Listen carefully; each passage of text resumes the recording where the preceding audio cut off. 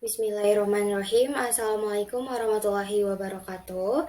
Perkenalkan, saya Aulianisa Sakifah Marsal dengan NIM 22252100032. Pada video kali ini, saya akan membuat video sebagai pemenuhan tugas mata kuliah teori peluang yang diberikan oleh Pak Syamsuri dengan tema pembahasan yaitu tentang peluang bersyarat. Nah, yang pertama yaitu ada peta konsep. Peta konsep ini adalah tugas pada pertemuan sebelumnya yang dimana pada kesempatan kali ini akan saya jelaskan lebih detailnya. Nah, pada peta konsep ini tercantum bahwa ada peluang bersyarat, di mana peluang bersyarat ini berisikan ada juga tentang pembahasan tentang hukum penggandaan, terus udah gitu hukum peluang total, kebebasan, dan teorema Bayes. Nah, selanjutnya yaitu adalah pembahasannya. Yang pertama yaitu pada poin 3.1 itu membahas tentang peluang bersyarat. Nah, peluang terjadinya suatu kejadian A jika diketahui bahwa kejadian B terjadi itu disebut dengan peluang bersyarat atau conditional probability dan dinyatakan dengan notasi PA garis B. Nah, ini tuh dibaca sebagai peluang A dengan syarat B terjadi gitu. Ketika kita akan mencari peluang A, maka di peluang bersyarat ini kita harus tahu dulu nih bahwa si B-nya itu harus terjadi gitu. Nah, kita ilustrasiin dulu. Misalnya ada ilustrasi satu nih di sini. Misalkan berikut data penduduk usia kerja 15 sampai 25 tahun di suatu desa. Ini tabelnya, ada laki-laki dan juga perempuan. Ada yang sudah bekerja dan juga menganggur. Laki-laki yang bekerja berjumlah 460 dan laki-laki yang menganggur itu berjumlah 40. Sedangkan perempuan yang bekerja itu berjumlah 140 dan perempuan yang menganggur itu berjumlah 260.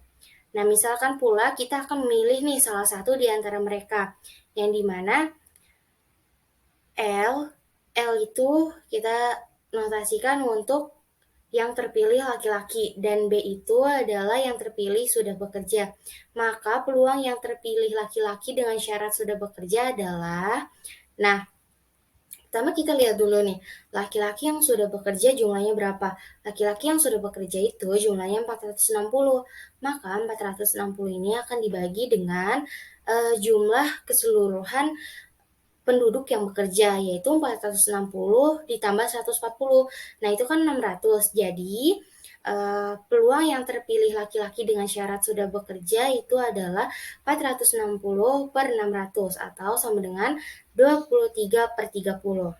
Nah, hal ini juga dapat dijelaskan sebagai berikut, di mana peluang laki-laki sudah bekerja itu sama dengan, bisa dicari dengan jumlah laki-laki dan bekerja dibagi jumlah bekerja. Sudah gitu, bisa juga dicari dengan jumlah laki-laki dan bekerja dibagi dengan semesta atau keseluruhan, jumlah keseluruhan. Terus dibagi lagi dengan jumlah bekerja dibagi jumlah keseluruhan. Atau yang tadi sudah kita cari itu sama aja dengan peluang laki-laki dan bekerja dibagi peluang bekerja. Seperti itu. Nah, selanjutnya yaitu ada definisi 3.1 tentang peluang bersyarat. Bunyinya, jika peluang B lebih besar dari 0, maka peluang terjadinya A. Jika diketahui B terjadi, itu akan didefinisikan sebagai peluang A dengan syarat B itu sama dengan peluang A dan B dibagi peluang B. Nah, notasi PA garis B ini sering juga kita ucapkan sebagai peluang A jika diketahui B atau peluang A dengan syarat B. Nah, salah satu hal yang penting yang harus kita catat tentang peluang bersyarat itu adalah bahwa ia memenuhi semua syarat-syarat dari aksioma peluang, yang dimana syarat-syarat aksioma peluang ini dinyatakan dalam teorema 3.1 yang berbunyi, misalkan S adalah ruang sampel dari suatu percobaan dan B adalah suatu kejadian dengan peluang B lebih besar dari 0. Maka yang pertama, untuk setiap kejadian A berlaku 0 kurang dari peluang A jika diketahui B kurang dari sama dengan 1. Nah, ini Yang kedua yaitu peluang semesta dengan syarat B sama dengan 1, dan yang ketiga jika A1, A2 itu adalah anggota dari F, adalah barisan kejadian-kejadian yang saling lepas, maka peluang gabungan mulai dari I-nya itu sama dengan 1 sampai tak terhingga dari AI dengan syarat B itu sama dengan sigma I sama dengan 1 sampai dengan tak terhingga peluang AI dengan syarat B. Nah, selanjutnya yaitu ada poin 3.2 tentang hukum penggandaan atau law of multiplication. Ya, dengan dari hubungan peluang A dengan syarat B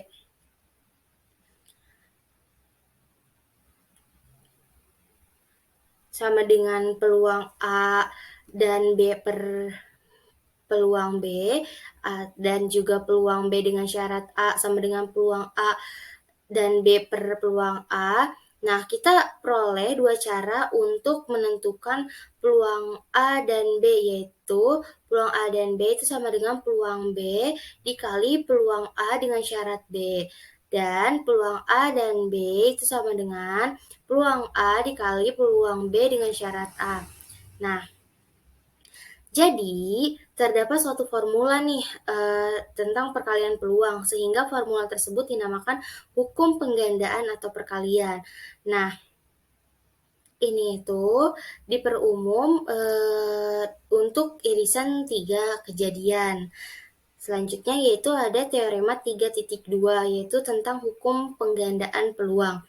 Nah, kita bisa lihat di sini teorema 3.2-nya, yaitu jika peluang A1 dan A2 dan seterusnya sampai AN-1 itu lebih besar dari 0, maka peluang A1 dan A2 dan seterusnya sampai AN itu sama dengan peluang A1 dikali peluang A1 dengan syarat A1 dikali peluang A3 dengan syarat A1 dan A2 sampai peluang AN dengan syarat A1 dan A2 sampai AN-1. Selanjutnya yaitu poin 3.3 tentang hukum peluang total atau law of total probability. Di sini ketika menyelesaikan permasalahan peluang, terkadang tidak memungkinkan untuk menentukan secara langsung peluang dari suatu kejadian A. Nah, akan tetapi hanya bisa menentukan peluang A dengan syarat B dan peluang A dengan syarat B komplement. Nah, untuk kasus-kasus seperti ini biasanya digunakan teorema berikut, yaitu teorema 3.3 untuk menentukan peluang kejadian A. Nah, ini teorema 3.3-nya itu berbunyi, yang pertama A.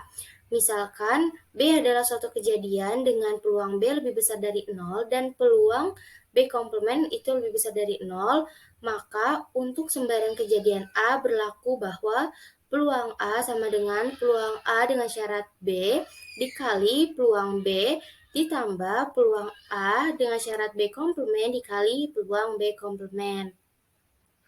Terus yang kedua, secara umum jika B1, B2, dan B sampai Bn merupakan partisi lepas dari semesta dengan peluang BI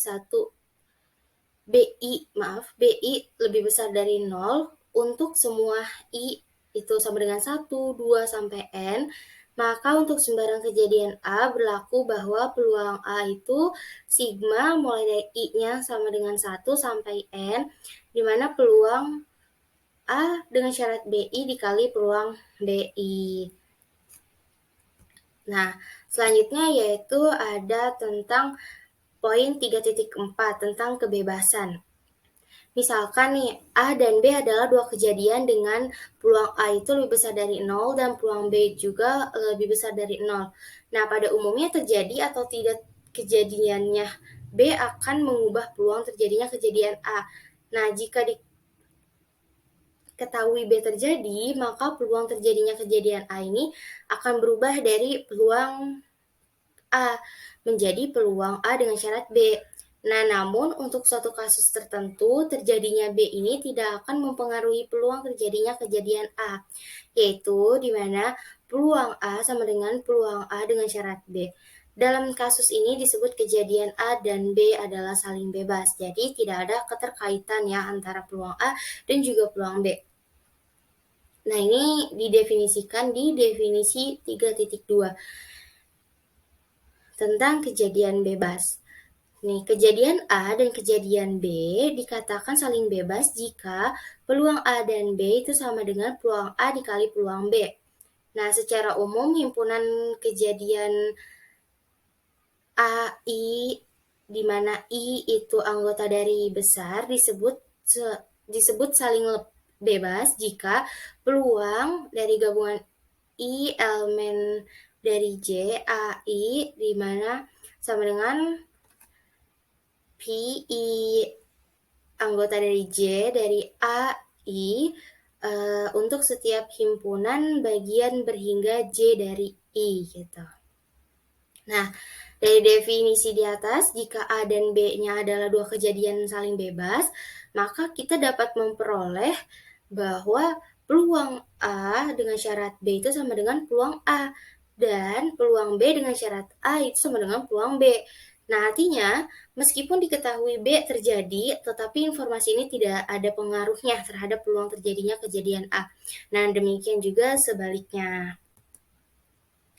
Nah, ada juga teorema 3.4, di mana teorema 3.4 ini yang pertama, jika A dan B adalah dua kejadian bebas, maka yang pertama A dan B komplement adalah dua kejadian bebas. Yang kedua, A komplement dan B adalah dua kejadian bebas.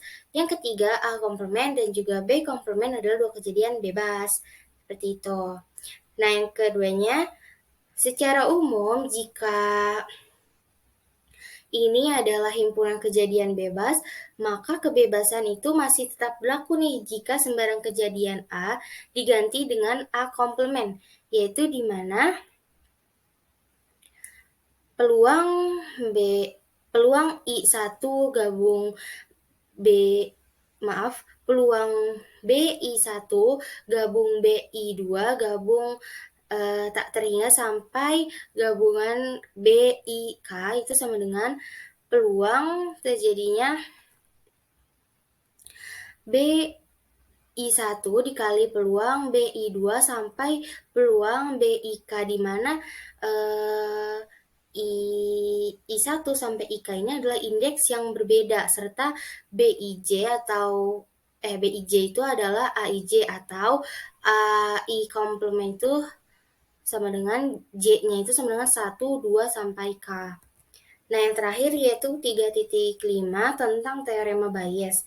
Nah, di mana teorema Bayes ini berbunyi misalkan B1, B2, sampai Bn itu adalah partisi lepas dari ruang sampel S, suatu percobaan jika peluang BI lebih besar dari 0 untuk semua I sama dengan 1, 2, sampai N, maka untuk sembarang kejadian A dari S dengan peluang A lebih besar dari 0, dan untuk sembarang K sama dengan K nya itu 1, 2, sampai N itu berlaku ini sebagai berikut, yaitu peluang BK dengan syarat A itu sama dengan peluang A dengan syarat BK dikali peluang BK per sigma I-nya sama dengan 1 sampai N, di mana peluang A dengan syarat BI dikali BI. Mungkin itu saja yang dapat saya sampaikan. Mohon maaf apabila ada kesalahan. Terima kasih. Wassalamualaikum warahmatullahi wabarakatuh.